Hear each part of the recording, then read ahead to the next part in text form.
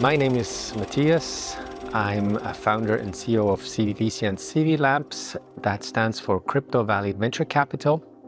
So we have two activities. We invest in blockchain startups and we create startup ecosystems in Switzerland, here in Zug, but also around the globe. I have been an entrepreneur since 20 plus years, and I was active during the 90s in the internet bubble. And I kept touch with digital tech startups. And when we were looking into crowdfunding from an investment perspective in the markets, we stumbled across very large crypto-based crowdfunding events around 2013. And we looked into that and we realized there's a technology behind. The name of the technology is blockchain, and there is something called Crypto Valley. And we had our companies based here out of Zug in 2016, focusing on digital startups, but not necessarily on blockchain, when we realized that something is happening here.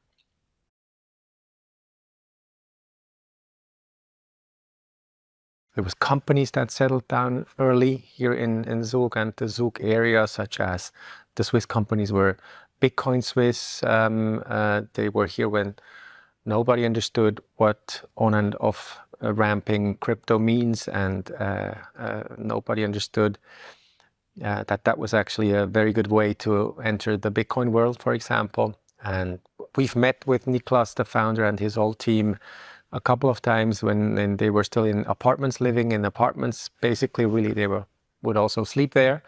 And he also already then he had this kind of a pirate attitude, long hair,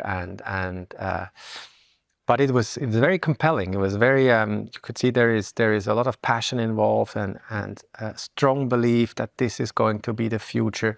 I mean, way more so compared to me, for example, right? So I'm a technology enthusiast, of course, and I believe in technology in many aspects, but that conviction, this is going to be revolutionizing the world, that was really, you could really feel that in that apartment. And so we like to go there.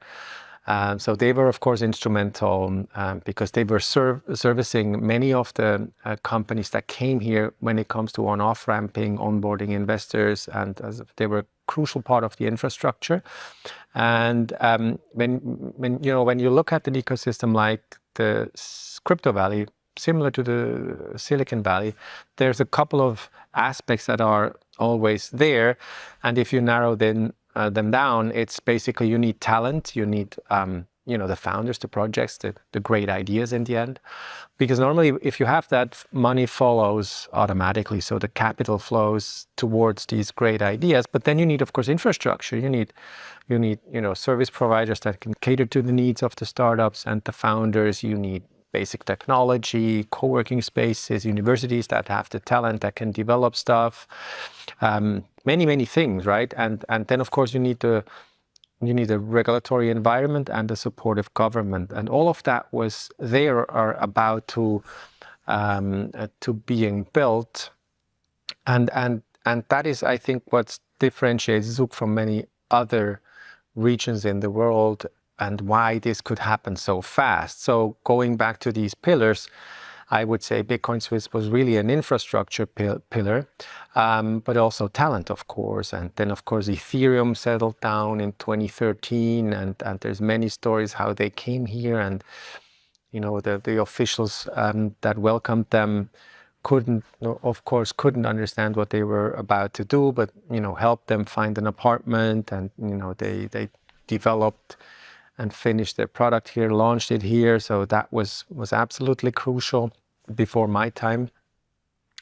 And then you had a growing community of people, of founders and people that wanted to create the ecosystem. There were people engaged in the Crypto Valley Association, in task forces, both on the government side and also on the private side of things. There were founders that brought their projects here and were very committed to being here. So it was a mixture of government people that were supportive, of early adopting service providers such as lawyers. Luca Müller, for example, was one of the crucial players here that with his company MME supported many of these startups and organizations in setting up the legal structure here. They greatly evolved over time and have a big team now catering to these needs. So there's many people also like him that serviced the needs, yeah, we were happy to be part of that group that tried to create a sustainable ecosystem for this next generation startups.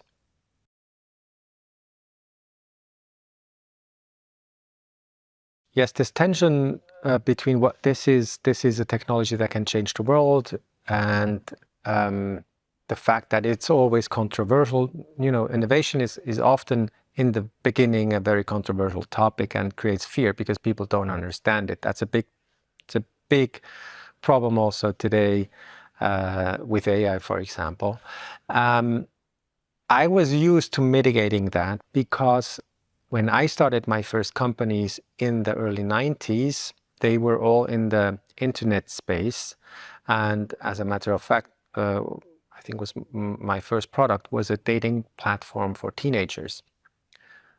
Mid-90s, I would say. And you can imagine that, I mean, I liked what I did, and it was a fun project, but not all of the mothers of my colleagues in school, female colleagues, liked what it was, you know. So I was used to, because at the time, if you remember, what industry drove adoption or, you know, the development of the internet technology, it was the sex industry at the time, and many connected internet with the sex industry. And if you do a dating platform, which was completely harmless, it was like people meet people, that's it, you know, online.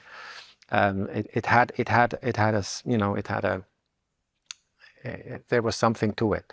So we were addressing the topic then initially when we started our activities.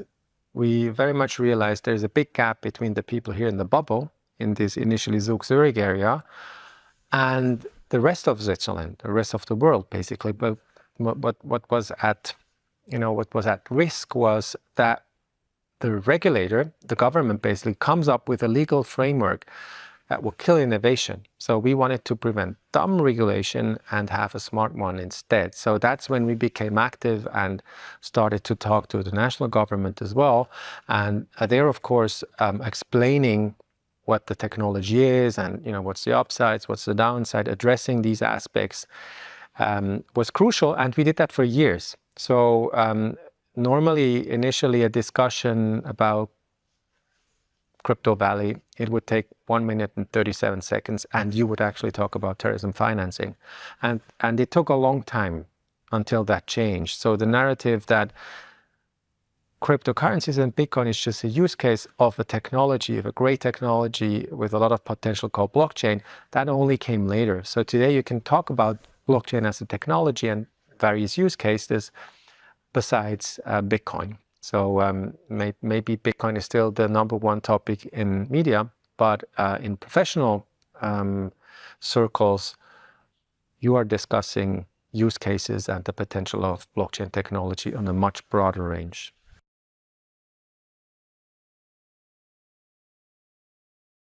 The first CV summit.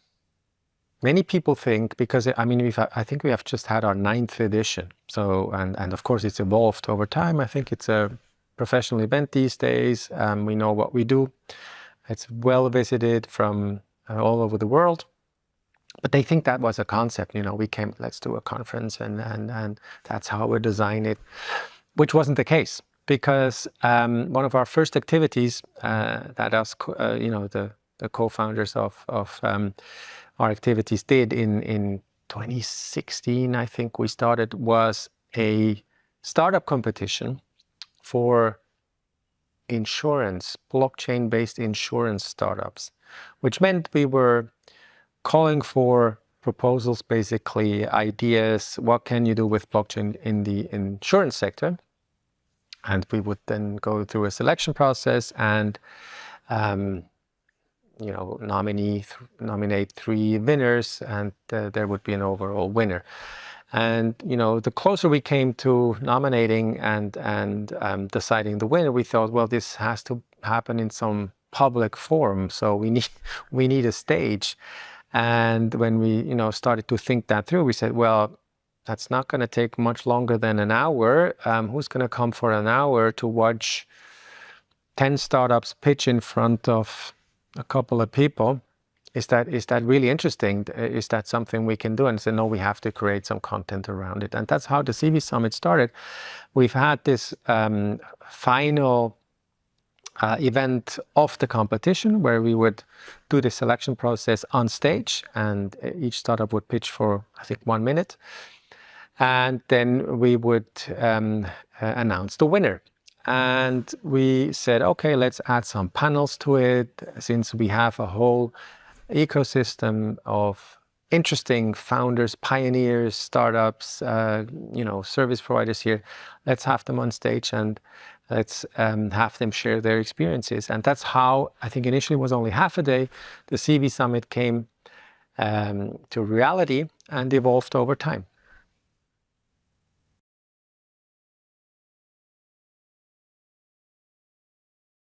Where are we today when we talk about Crypto Valley? I initially said the vibe is a different one. And I think something happened that is it's typically Swiss, in my opinion. We have it all. We don't have any problems. We are very wealthy. Most of the people have a proper life. We have jobs. We have money. We can consume. And then we're told, since many generations, we're the best. We're the most innovative. We have the best universities. We have the best schools. And then what happens if you take things for granted, and if you don't have to fight really, maybe you lose touch. And I think we've lost a bit this urge, this sense of urge, this drive to do the next step. We have the legal framework now. We have the companies here. What's there more to do? And I think that's happening a bit right now, when, of course, meanwhile, other jurisdictions, other countries, other people, they have caught up. Many other governments have identified blockchain, crypto, this technology as a huge opportunity. And, of course, they also shape their environments accordingly. They create legal frameworks that work. And in a sector that is so fast, that is so innovative, people, founders, projects, and companies are very agile. They just go very easy. And we have to be very cautious that we don't lose this pole position, that we don't lose this competitive advantage right now. And I think that is a crucial moment where we have to reactivate this fascination. We have to reactivate this electrifying way to look at Crypto Valley. And because I know it's still there. We still have the people. We have new people in the system. But I think it has lost a bit its glow meantime.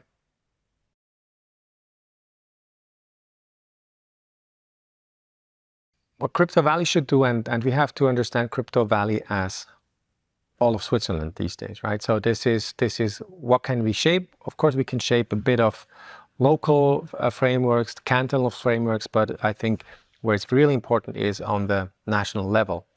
And there's a term called Swiss finish. That is, if there's standards, you just add 10 or 20% on top and make it even a bit harder to achieve something or do something in a certain area. And that Swiss finish is a bit dangerous also here for Crypto Valley.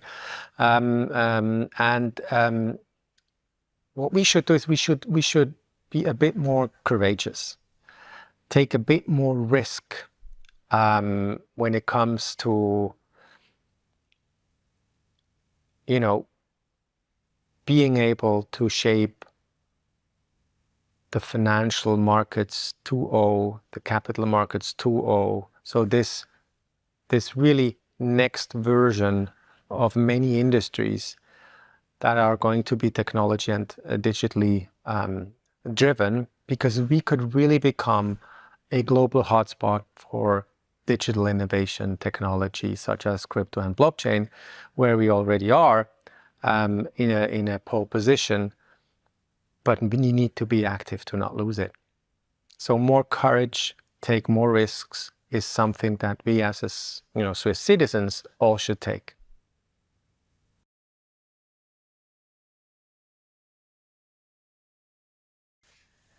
So our biggest change over time compared to when we started in 2016 is that we are a global company today.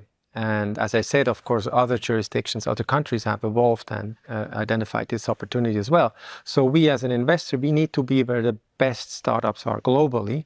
So we started to expand internationally. And we have hubs of course, still here in Zug, in Vaduz, but then also in Lisbon, Portugal, in Berlin, Germany, and also a hub in Cape Town, South Africa. Why? We have an Africa strategy because we think that the real use cases of blockchain are not so much tailored to the needs of first world countries, but rather more to emerging countries, where you can see that, challenges suddenly become opportunities, and that's very much the case on the African continent. And for me, being able to transform this crypto value vision and bring it to a global level and travel internationally and experience founders and ideas from all over the world has been very fulfilling, and it's probably the greatest thing that happened to me in my professional life. We have also changed, of course, as a company. Now, for me personally, it means that I'm the old guy now, which is really interesting, So this industry is so young, and it's so great to see new talent joining these activities. And I'm currently in the process where, I don't have to shape everything and be active everywhere. We have now a size where people develop great ideas and shape their part of our company as they see it. And for me personally, that's really great. So because I can see how this can go and go on and move forward. But of course, we've grown, so we were more people, we're probably also more professional. Normally a company in these early stages goes through various stages. You maybe lose a bit touch because you're more people. You have to change your organization. I think we're also a bit more clear, more focused when it comes to what we actually do, what we want to do, where we want to go. What's our mission? What's our vision? Where do we want to end up? Where do we say no? So that's always been very important to me, to be very focused. And if you are active in an ocean of opportunities, you could do anything or something different every day because there's so many opportunities and ideas around. It's very important to stay focused, and that has always been one of my goals because that's just how I am. And I think we've managed to be even more focused over the years.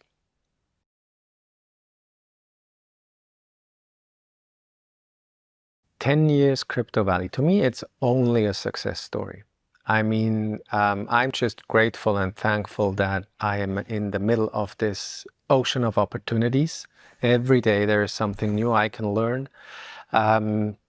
Of course, there has been ups and downs, but that's something that happens everywhere and all the time. So you just try to learn from maybe the mistakes you've made, and we have done them, of course, as well. But there's only upside. There's only upside if you are as privileged as we are, and with all these opportunities and great people that come here. I'm just really grateful that this happened in front of my door.